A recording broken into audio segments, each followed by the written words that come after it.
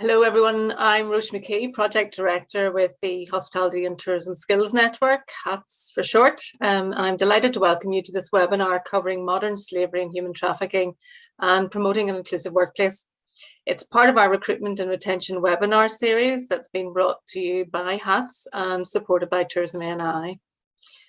Staffing issues, as we all know, continue to be a major concern for the sector, and that's a core focus for the work of the HATS network, which was set up to help attract and retain people in the sector. As part of our activity, this webinar series is being delivered to help businesses in their efforts to recruit and retain a sustainable workforce, but also to support the adoption and implementation of our Hospitality and Tourism Commitment, which is a voluntary code of conduct that's been launched by HATS to improve the attractiveness of the industry as a provider of good quality employment and a great place to work. So for this session, we're putting the spotlight on key areas in the commitment, covering what employers need to know about the statutory requirements relating to modern slavery and human trafficking, and a view and best practice in promoting an inclusive workplace. I'm delighted to welcome our expert contributors, Michelle McGinley from EEF Employers Federation and Helen Smith from the Labour Relations Agency to deliver this session. First up, we'll hear from Michelle, who is Director of Legal and Policy and Employment Lawyer at EEF. Michelle will be taking us through the modern slavery and human trafficking and key issues for hospitality and tourism to consider. Michelle, I'm delighted you can join us, and I'll hand over to you. Roisin, thank you for that introduction, and thank you for the invitation as well to speak to your members as part of the Recruitment and Retention webinar series. As you said, the title of my talk will be Modern Slavery and Human Trafficking and the Key Issues for Hospitality. So modern slavery, the first question I thought when delivering this talk was, what is slavery? What do we understand slavery to be? And I think for many of us, when the word slavery comes up, we cast our mind back to cotton pickers in the fields in the 1700s. And the reality is that modern slavery is a very, very different concept. It tends to be hidden, passes under the radar, and is very difficult to spot. It includes, for example, the trafficking of people, forced labour, servitude, slavery, and sexual exploitation. And there tends to be as well a bit of a misconception or a disbelief, particularly in the Western world, that it exists here, and even in Northern Ireland, that it exists in Northern Ireland. But it does, and hospitality is a key known risk business. So it's important for businesses to take stock of it and to take it seriously. Signs of modern slavery can include a multitude of aspects: living in poor conditions, looking unkempt, shared occupancies of houses, little or no money, shared bank account, perhaps wages being paid into the one bank account. There can be also limitations on people's movement if they're being exploited by others. They can have limited access to care, untreated medical issues, for example. And a common one is that they have no access as well to their identifications. Those tend to be held by the people who's exploiting them. The other common aspect is there's the prevention of contact too to the outside world and to their relatives and their friends. Key point two can be debt bondage. These people may think that they owe a debt to those who are exploiting them, and they can have a real fear of authorities and perhaps been provided misinformation about their rights, and that if they were to speak to somebody in authority, they would get into trouble. So there's the whole fear aspect of it. And you tend to see that you pick it up from their behavior and their appearance as well, that people are just, something's not right here. Now, when I talk about modern slavery, I'm not just looking at it in terms of your own workforce, but also as well in the workforces of the business that supply you. So that's a key aspect of what we're going to be looking at today, tackling modern slavery in your own workforce, but beyond that, in ensuring that the people that supply you services or goods, that there's no exploitation of people in those sectors as well. It is becoming an issue that has grown in importance. We've seen the ESG, the environment and the social and the governance issues getting a lot of press and being talked about at board level. whilst a lot of focus has been on environment and our businesses being green, I think we're moving now to look more at the social aspect, how we treat people, our relationships with people, and the suppliers, how our suppliers treat the people that work with them. And that's becoming higher in the agenda. And I think because of a number of reasons, as we emerge from the pandemic, people are becoming more ethically aware. And as well, you know, the war in Ukraine and Russia as well is leading to this mass movement of people and more likely to be exploited. So businesses need to take heed and to do something to tackle modern slavery. So if we move on, and what I'm going to do in this section is just look at, well, why is modern slavery a risk in hospitality? Look at the legal obligations, then look beyond the legal obligations to say, well, if you're not required to do something, should you still do something? And then look at beyond compliance with the law, but looking towards best practice. What can you do to make yourself stand out and be a best practice employer? So why is modern slavery a risk in hospitality? Well, in doing research for this webinar, I came across the statistics that there's approximately 115,000 people, human trafficking victims, that's people that's been taken by improper means, in the European hospitality sector. That's a large number. 93.5 of those are being sexually exploited, and 7,000 are exploited in terms of the labour and working in hotels. So it is known as a risk business, and the reasons tends to be that people can come from outside of the UK and may not speak English as a first language, and that can leave them open to manipulation and abuse. Modern slavery is different definition to human trafficking. Modern slavery is when you hold a person in slavery or servitude and force their labour. It can happen in any workforce, it can happen in the supply chain, or it can happen through the misuse of premises as well. And that's particularly an issue for hotels, sexual exploitation in their hotel rooms. They say approximately 25% of the UK hospitality staff come from overseas. And as I said, that can leave them open to abuse and manipulation. If they're coming in for minimum wage jobs where English may not be their first language, they may not be able to voice their rights and be aware of their rights. It's an issue across all businesses, not just in the larger organisations, but also in small organisations. B&Bs and restaurants can all play a part to ensure that there's no modern slavery in their business or their supply chains. So, well, what are the legal requirements in terms of a business to comply with modern slavery? The Modern Slavery Act 2015 was seen as the first of its type. It was a bit of a landmark piece of legislation. It brought together a lot of different legislations which were trying to tackle human trafficking and people who were exploiting individuals. But in terms of the corporate responsibility, the key focus is on Section 54, and it's called Transparency in the Supply Chain Statement, otherwise known as the Modern Slavery Statement.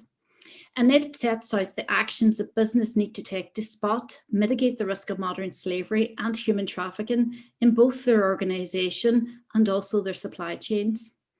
Now, this what's called the Modern Slavery Statement is only for the larger businesses, so it only applies if it's a body corporate, as in a company or a partnership, wherever it's incorporated in the world, but it carries out some aspects of its business in the UK, and it needs to be a supplier of goods or services.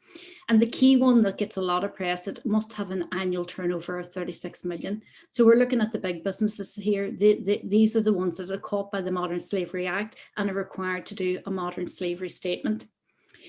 Now, the Modern Slavery Statement and the requirement to do one is really then that it should be displayed in a prominent place on the website, if you've got a website, on the homepage, and updated annually. So when the government brought this in, their focus was on businesses need to say how they're tackling modern slavery in their own business and their supply chain, and to be accountable, they need to publish that in a very public way so that they can be held to account on what they've said. So that was the real emphasis or the ethos of the Act when it was brought in.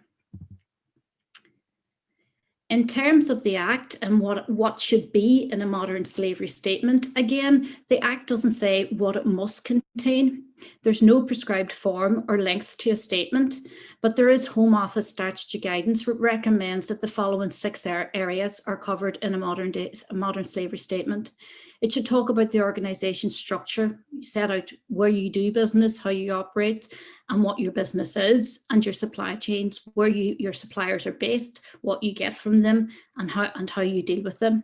It should then set out your policies in relation to slavery and human trafficking. And part of that can include as well, in terms of your own workforce in Northern Ireland, is what are your policies in terms of working time, national minimum wage? Do you ensure that there's adherence to those, not just in your own business, but in your supply chains as well? It also talks about due diligence processes. How do you vet your suppliers? What questions do you ask your supplier before you do businesses? Do you check how they treat their workforce? Do you assess the risk and the management? So this all can be stated in the modern statement, or the modern slavery statement. Do you assess the risk? Do you know that certain countries are at higher risk of modern slavery than others? And do you manage that risk in an appropriate and proportionate way?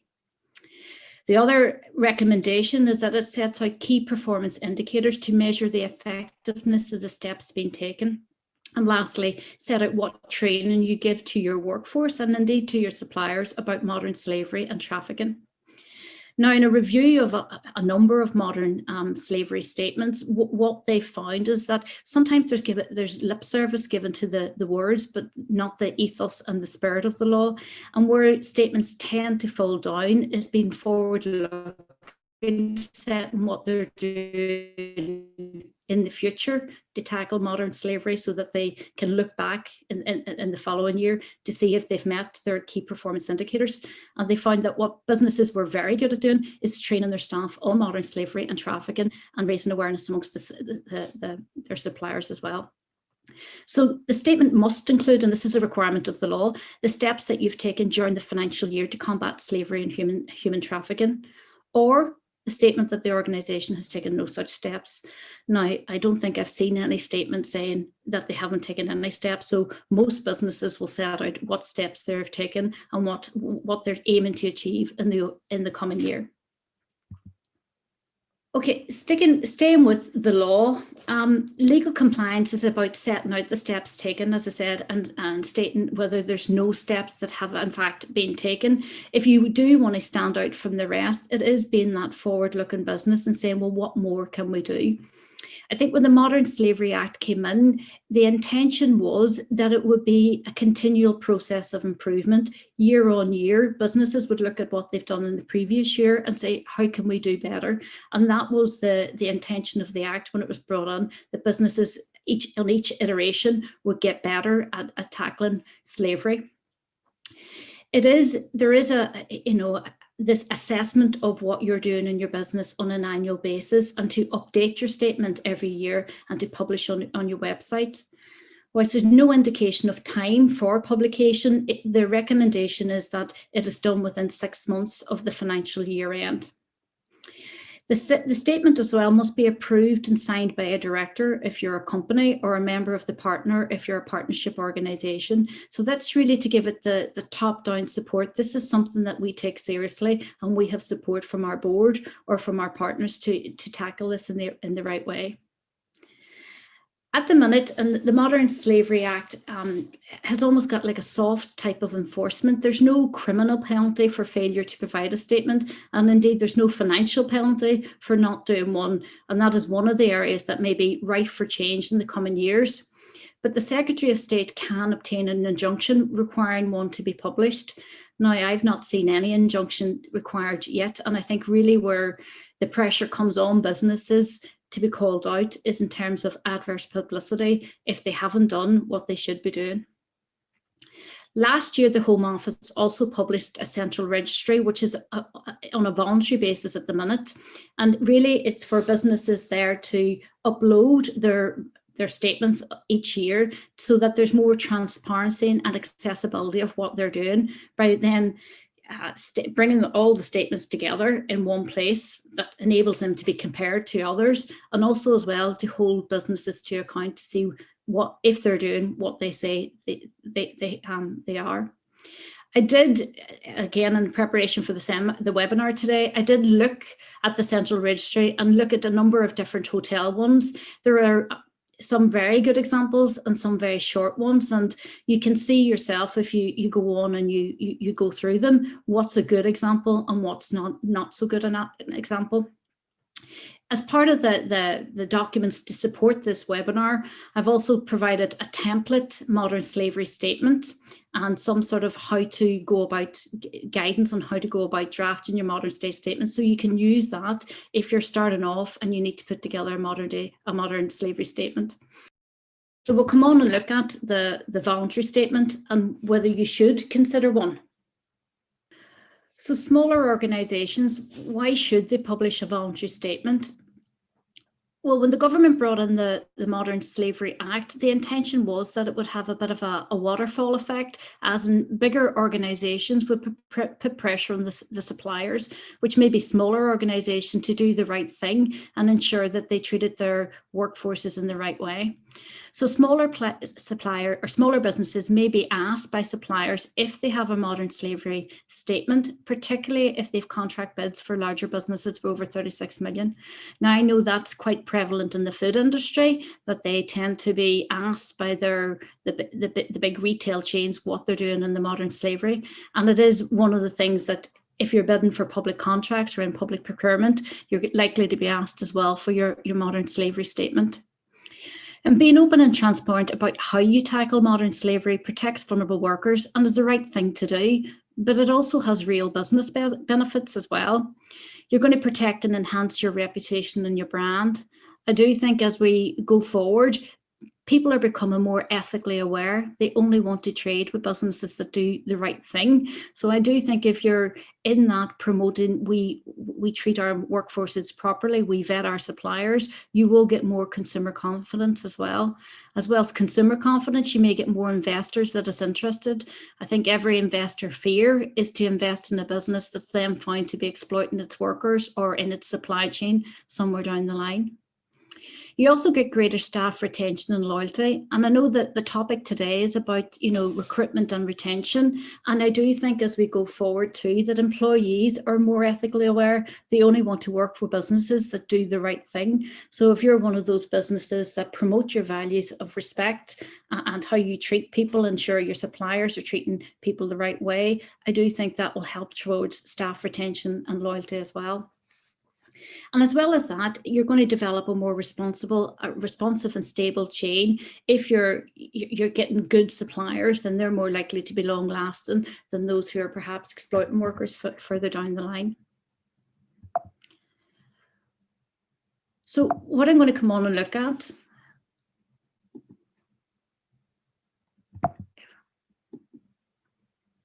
if we can move to the next slide.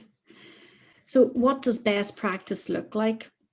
And as I said, some of the criticism about the Modern Slavery Act is that it tends to focus on the written word and compliance rather than looking at what is the spirit of the Modern Slavery Act trying to achieve, and is our business working towards that? And so when I was preparing again, I found these 10 questions really that you can ask your business to see if you are tackling modern slavery in the right way. The first question, is the business a known risk area? Well, hospitality is. The next is, does the business trade and operate the countries that are known risk for modern slavery? And again, there's India, China, and a number of other countries are more likely to have modern slavery present in the workforces than others. So if you trade from those type of countries, then you need to then ensure that you're asking the right questions of your suppliers.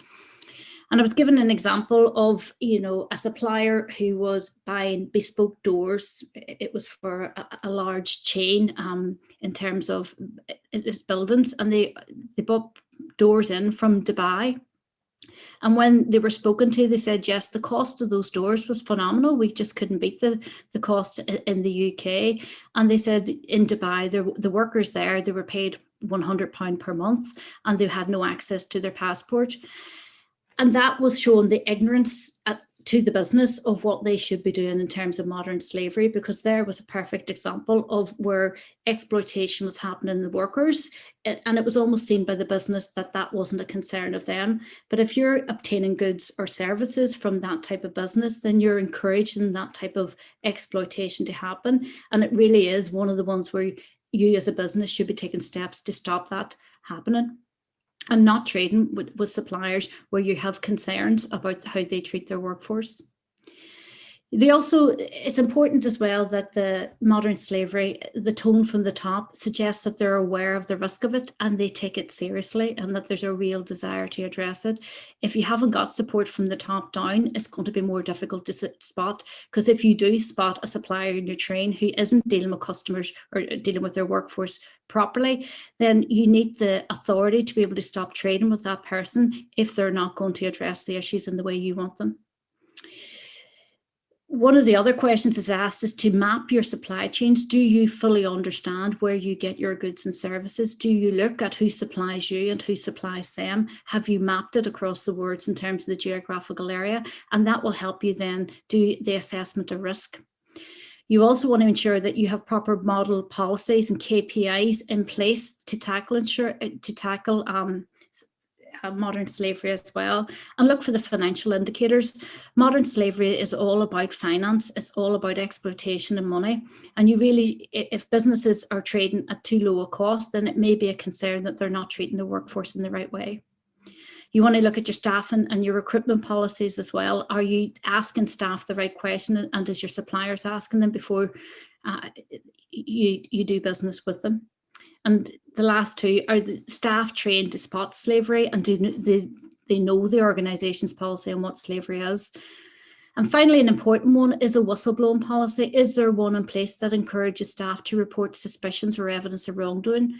And is there a whistleblowing policy in place in your supplier's business as well, so that they know how to report any concerns that they have perhaps to you as an end user?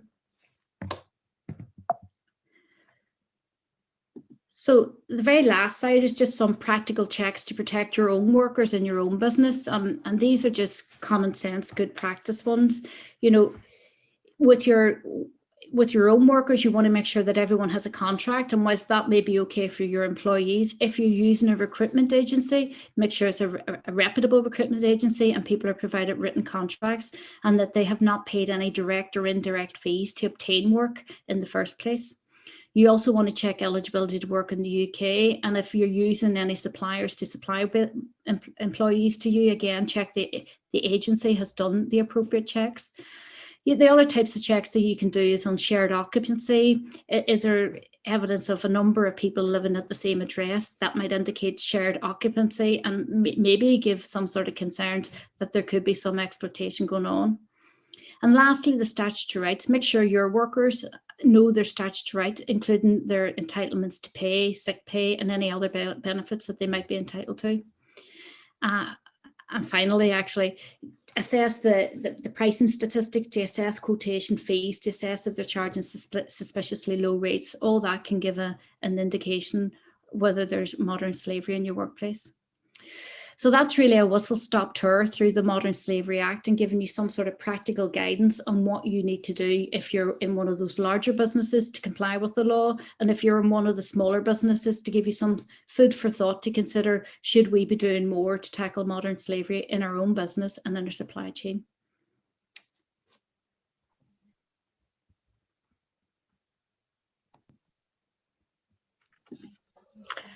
Michelle, thank you. Real eye-opening and a very informative and easy to digest overview of what modern slavery is, the legal obligations on employers, and what they can do to mitigate the risk and protect workers. We'll certainly be sharing a copy of your slides and the supporting templates that you referred to, which covers the key actions that employers can take into consideration, and also the draft statement, which again will be extremely helpful for businesses that are looking to make those make those statements and commitments in their area. So next up, I'd like to invite Helen Smith, Employment Relations Manager at the Labour Relations Agency, to talk to us about building inclusive workplaces. It's another area that's growing in terms of heightened awareness these days. Helen, you're very welcome and delighted that you can join us. Thank you, Roisin. Welcome to this short taster session on promoting an inclusive workplace.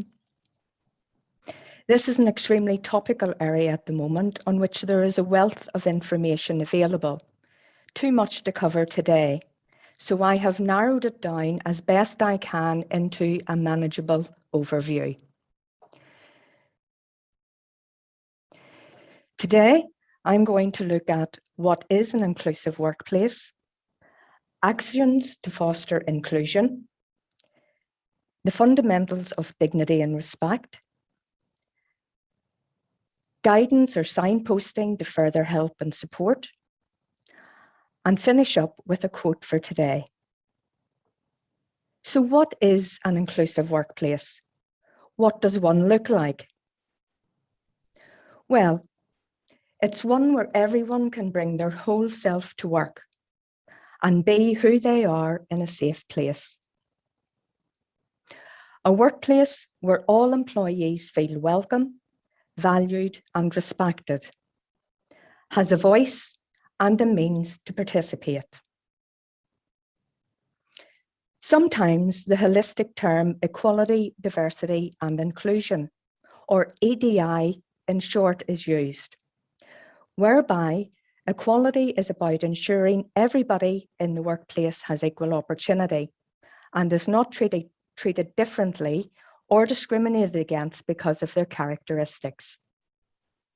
For example, because of a person's sex, race, religion, sexual orientation, age, or disability. Diversity is concerned with the range of people in your workplace and valuing those individuals for their different perspectives they have to offer. To use a quote, diversity is a metric, inclusion is a feeling. Inclusion has been described as an activating ingredient to success. The benefits include, first, boosted job satisfaction. When you feel valued for your work and contributions, you generally feel more satisfied with your job. Second, enhanced productivity. In an environment where people feel their work will be ignored, there's no motivation for an employee to find There's no motivation for an employee to find ways to work smarter. But when the work is visible and valued, people are motivated to do even better, not just for themselves, but also for the business. Third, improved retention. The long-term benefit to inclusive organizations is that they create, attract, and retain the best employees. They create them through improved problem-solving skills and encouraging constant growth and improvement. They attract them because people want to work for a business that is known as a good employer, is high-performing, values diversity, and has high employee morale. They retain them because the business grows, people feel valued, and they are happy with what they do. All of that means better employees, which means better results for the business. 4, greater innovation. Inclusivity is what makes people feel welcomed and encouraged to voice their opinions. It brings about alternative ways of thinking and fresh perspectives that lead to novel ideas or working structures. True inclusion is created by shaping and embedding inclusive practices and values into the organization's way of doing things. There are lots of practical ways to foster inclusion in the workplace. For the purposes of this session, I'm going to focus on 6 key actions. I will also take some time to share some lived-in experiences and initiatives of what the Labour Relations Agency is doing as part of its equality, diversity and inclusion journey. So 6 actions you can take to foster inclusion. Number 1, build senior commitment to inclusion. Commitment and engagement must start at the top of the organisation. It's important senior management set the tone for behaviour that's expected in the business. And to do this, they need to actively champion and sponsor inclusion activities. They need to develop self-awareness and understand their own biases. Be role models for inclusive behaviour. By way of example, in the Labour Relations Agency, EDI is sponsored at the highest level by our Chief Executive and endorsed by our board. Our volunteer EDI champion is a member of staff who is mentored by our board champion. We have town hall meetings arranged where employees can meet and ask senior leaders questions. Moving on to number 2, assess the current situation. It's important to assess how the business is currently performing through the inclusion lens. Engage with line managers to understand current norms and values. Gauge where priorities lie. Listen to staff views and experiences, for example, through staff forums or during exit interviews, and check if policies and procedures align with inclusion. Perhaps considering some data via an inclusion and belonging survey, which is exactly what we did in the Labour Relations Agency. This has provided very rich data and insights on what we were already doing and doing well, and where staff felt we needed to improve. Number 3, communicate your commitment. Clearly communicate your commitment to all staff on an ongoing basis, using the most suitable methods of communication for your own workplace. Information and sources of support should be available through your business intranet if you have one, alternatively from managers or human resources. In the Labour Relations Agency, our EDI champion sends out a monthly email updating staff on EDI matters, sharing quotations, learning points, upcoming training, encouraging staff to engage. At the beginning of the pandemic, a number of lunchtime talks on Zoom were arranged, initially to give a motivational and inspiring perspective, but now talks are connected with our EDI work and the diversity and inclusion calendar of awareness days or months. For example, the agency celebrated Black History Month, International Women's Day, and we have speakers lined up on disability and neurodiversity matters. Staff networks have been launched as a safe space to share or raise diversity and inclusion matters and drive change. These include an LGBT+ and allies group, as well as a women's network with a mentor from our board. The agency also offers an employee assistance programme. We are planning to take part in more diversity events and are busy planning our participation in Belfast Pride and Foyle Pride. We marked Holocaust Memorial Day and Chinese New Year on our social media channels. 4, involve all employees in inclusion. Employee buy-in is essential. All employees need to understand their role in building an inclusive workplace. Provide staff-wide training and make it relevant to people at all levels of the business. What does inclusion mean in their job role and what they can do to be more inclusive. Ensure training is provided regularly and evaluated. This also involves an employer setting clear standards of behaviour for inclusion, treating all employees with dignity and respect, and empowering employees to challenge unacceptable behaviour. 5. Develop line manager capability. Line managers have an important role to play. The relationship they have with all their employees and the responsibilities and how they carry out people management practices and policies will impact employees' opportunities and experience of work. Treating employees with respect, supporting their development, ensuring they have a say in the workplace is core for any manager. Managers need to ensure there's a level playing field for their team and support employees' individual needs. Be careful not to make decisions affected by unconscious bias. Embed inclusion in line manager training and development. Raise awareness of issues.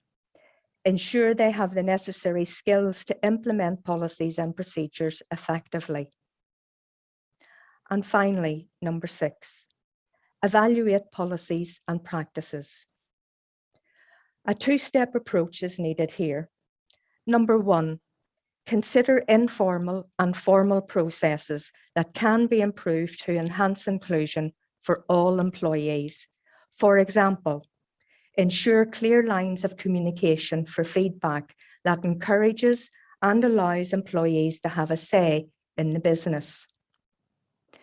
And 2, ensure you have a workplace policy covering EDI. This may also be called an equal opportunities policy. When developing a policy, you should consult with employees and any representatives. Ensure training is provided for all employees so they understand the policy and what needs to happen to make it work in practice. If a policy already exists, it's important that this is reviewed periodically along with other relevant policies to ensure these remain fit for purpose and align with inclusion.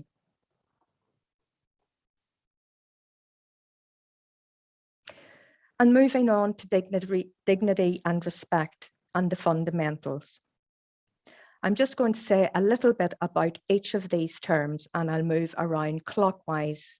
I'll move around the diagram clockwise.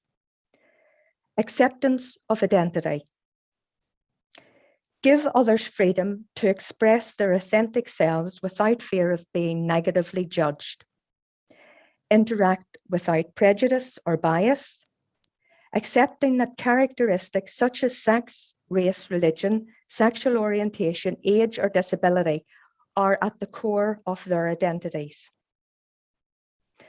Recognition can be as simple as recognizing others for their talents, their hard work, dedication, thoughtfulness, and help. Be generous with praise. Be kind. Give credit where it is due for contributions, ideas, and experience. Acknowledgement. Give people your full attention by listening, hearing, validating, and responding to their issues or concerns and what they have been through. Inclusion and fairness. Make others feel they belong at all levels of relationship and treat people justly with equality and in an even-handed way. Understanding.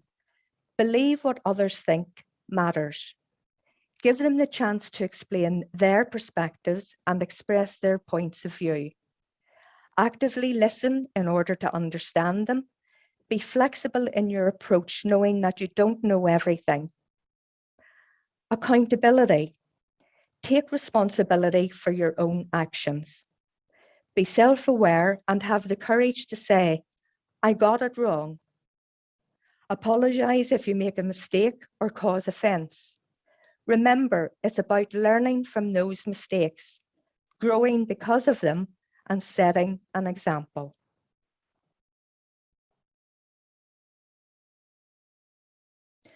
So if you do have an employment-related query, please don't hesitate to get in touch with our Workplace Information Service. It's a confidential information and advice line for employers, individuals, and their representatives, and our contact details are on the slide. And finally,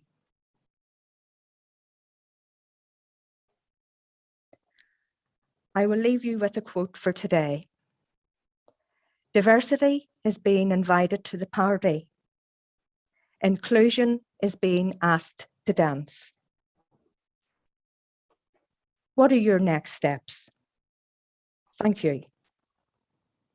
Thanks, Helen. I really like that quote that you've chosen to end on. Very emotive. It leaves us with much food for thought. Again, very practical overview, clear actions and tips for employers that they can take to foster inclusion in the workplace. And as you say, it needs to be driven from the top. Diversity and inclusion, it is an area where significant progress has been made already, but more can certainly be done, especially as we look as a sector to compete in the war for talent. Time today, unfortunately, permits us just to give a short insight to both of these areas, but the supporting information and signposts that will follow the webinar will allow you as employers to dive deeper into these areas. So in wrapping up and bringing the session to a close, thanking both Michelle and Helen again for their expert insights. I'd also like to thank Tourism NI for supporting us to deliver this webinar series. And to all of you, thank you for attending. I hope that you've gained value and insight from the webinar and that you will join us for others in the series, for which you'll find details on our webpage, hatsnetwork.co.uk. As more employers sign up to implementing our hospitality and tourism commitment in their business, together, I'm confident that we can build back better, create more diverse and inclusive workplaces that people of all ages and backgrounds aspire to work in. Thank you for joining us.